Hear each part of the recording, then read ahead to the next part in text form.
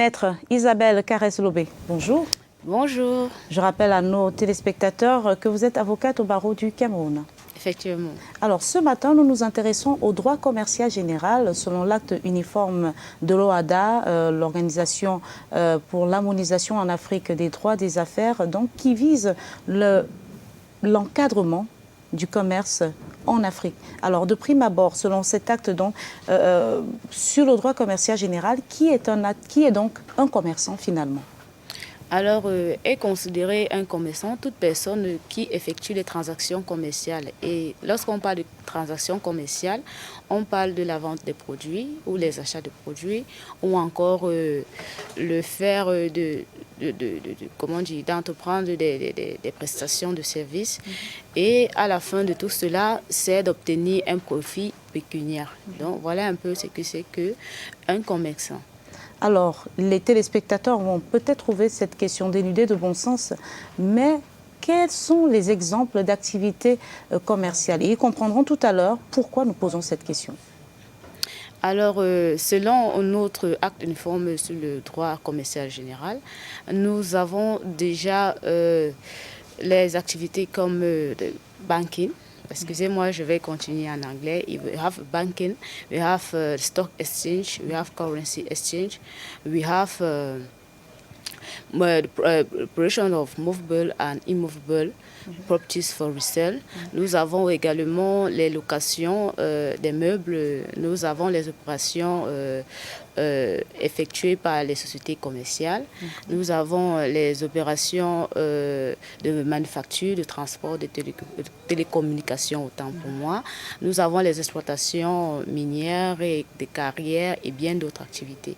Mais malheureusement, c'est vrai qu'ici, dans ce que j'ai cité, nous ne parlons pas de Bayamsela. Les secteurs, justement, parce que c'est pour cette question que vous avez posé, c'est pour cette raison que vous avez posé cette question. Finalement, donc, tous ces métiers qui ont trait au secteur, à l'informel, ne sont pas répertoriés comme activité commerciale selon l'acte de l'OHADA. Oui, effectivement, ce n'est pas répertorié déjà parce qu'il faut retenir que nous sommes en Afrique et la majorité des pays sont sous-développés. Donc, ces personnes-là qui se battent au quotidien pour s'en sortir, généralement ne peuvent pas remplir les différentes obligations qu'un commerçant doit remplir parce que l'une des obligations est de s'enregistrer au registre des commerces et du crédit immobilier, ce qui n'est donc pas fait par le communément appelé Bayamsela. Alors, dites-nous alors de prime abord, lorsqu'on est donc d'une certaine manière, ces activités qui ont trait donc au secteur informel sont donc dans l'inégalité au Cameroun? Bon, je ne dirais pas ça ainsi. Ça peut être dans l'illégalité dans le sens où vous savez que chaque commune a ses règles. Et majoritairement, il est question pour chaque commerçant dans cette catégorie-là de prendre des locaux qui ont été mis à leur disposition et de payer également les taxes qui vont avec. Mais malheureusement, compte tenu aussi des prix de ces locaux-là, ils se trouvent à vendre en bordure de route et bien d'autres espaces qui ne sont pas autorisés. Donc, alors, dites-nous alors, ceux du secteur informel qui vous écoutent en ce moment et qui doivent se conformer à l'acte de l'OHADA, qu'est-ce qu'ils doivent faire concrètement pour être donc dans la légalité? Bon, ici, ce que je dirais, c'est que normalement, il faudrait déjà avoir un local qui est identifié. Il faudrait remplir l'obligation de s'enregistrer au registre des commerces et du crédit immobilier pour avoir un numéro de matricule. Et il y a bien d'autres paramètres que nous avons parlé à la dernière fois. Nous avons parlé des sociétés à responsabilité limitée. Nous avons parlé des sociétés à responsabilité limitée unipersonnelle.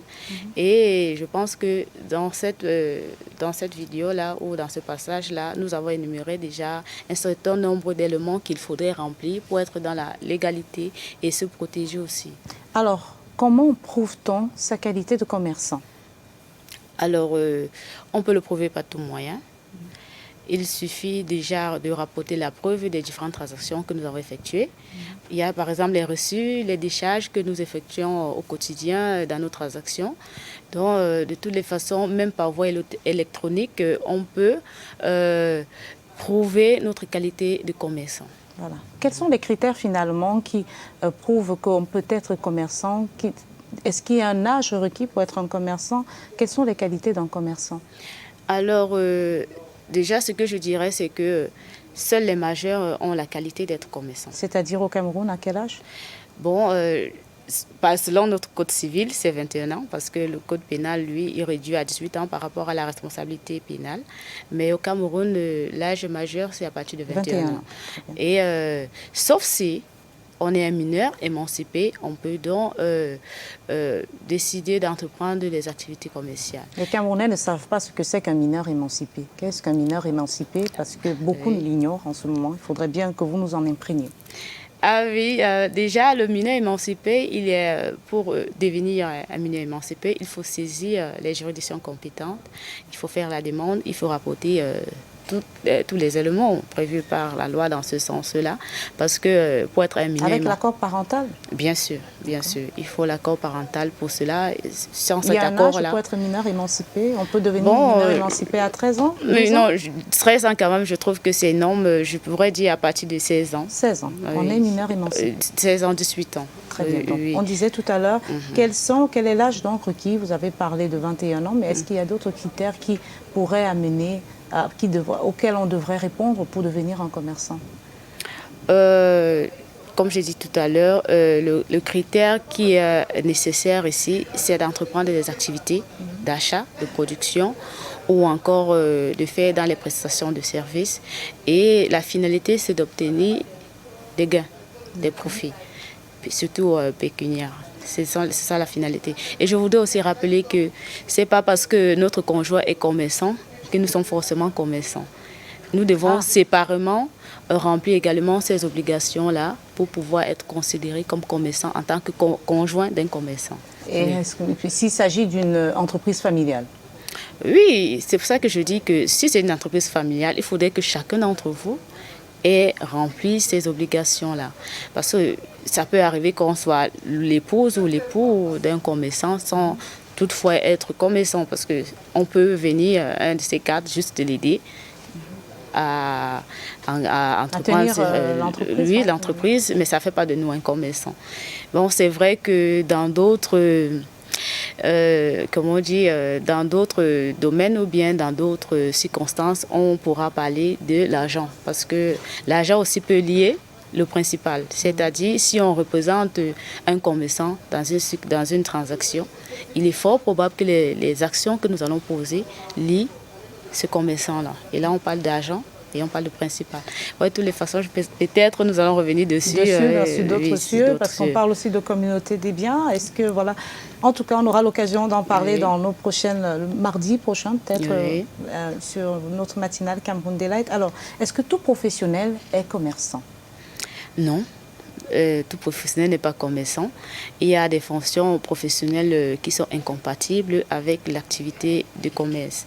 Alors, je vais prendre quelques exemples. Les travailleurs de la fonction publique, par exemple, sont incompatibles à la fonction de commerçant. Et il y a les officiers ministériels, il y a les auxiliaires de justice. Je vais prendre quelques exemples également. Nous parlons ici des avocats, des huissiers, des notaires, des experts comptables. Nous parlons des commissaires-priseurs et il y a ces personnes-là donc qui n'ont pas le droit ou sont incompatibles à l'activité commerciale. Oui. Voilà un peu, entre autres, les activités qui ne sont pas considérées comme des activités commerciales. Un autre point très épineux justement dans l'activité commerciale, c'est l'obligation comptable. Quelle est l'obligation comptable d'un commerçant? Déjà de prime abord, c'est quoi l'obligation comptable pour que nos téléspectateurs soient au même niveau de compréhension que vous et moi? Alors l'obligation comptable, c'est le fait de répertorier toutes nos activités dans un livre ou plusieurs livres. Oui. Et comme je disais tantôt, tout commerçant normalement devait être enregistré au registre de commerce et du crédit immobilier.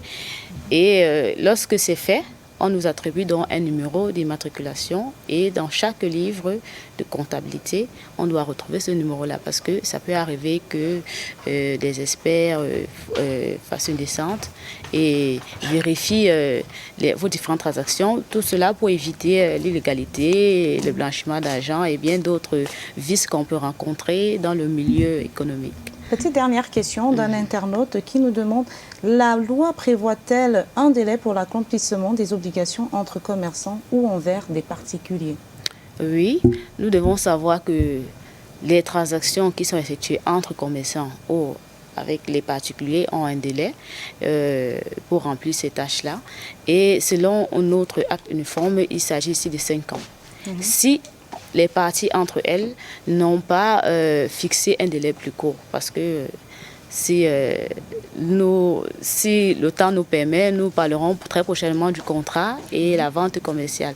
Et dans cela, nous pourrons retrouver donc ces obligations-là qui font mention du temps. Vous voyez donc toutes les obligations qui lient un commerçant, soit envers un autre commerçant ou un particulier, est presque de 5 ans. Mais ça peut arriver que ce délai soit suspendu ou qu'il soit arrêté parce que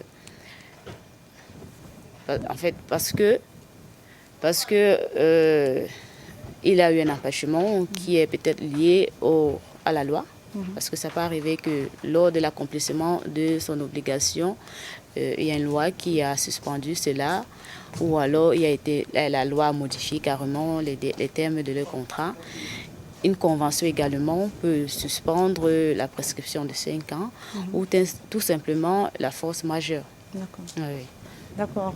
Maître Isabelle Carès-Lobet, merci encore d'avoir répondu aux questions de Cameroun Daylight. Le prochain rendez-vous est pris pour mardi prochain, justement, dans le cadre de notre matinale d'information. De quoi est-ce qu'on parlera? Bon, ici, j'aimerais bien qu'on continue avec le contrat, la vente commerciale. Quelles sont les obligations des commerçants? Quelles sont les obligations des tierces personnes qui contactent avec ces commerçants-là? J'aimerais bien qu'on en parle. Et merci beaucoup pour vos questions. Vraiment, c'était top. C'est la moindre des choses, surtout que c'est dans l'intérêt des téléspectateurs de savoir exactement à quoi recourent de nombreuses thématiques qui ont l'air très accessibles et pourtant, en fait, dont on ignore la quintessence. Effectivement, effectivement. Merci encore à vous, Maître, d'avoir répondu à nos questions. Je rappelle que vous êtes avocate au barreau du Cameroun. Il s'agit bien de Maître Isabelle Carès-Lobet. Oui, merci.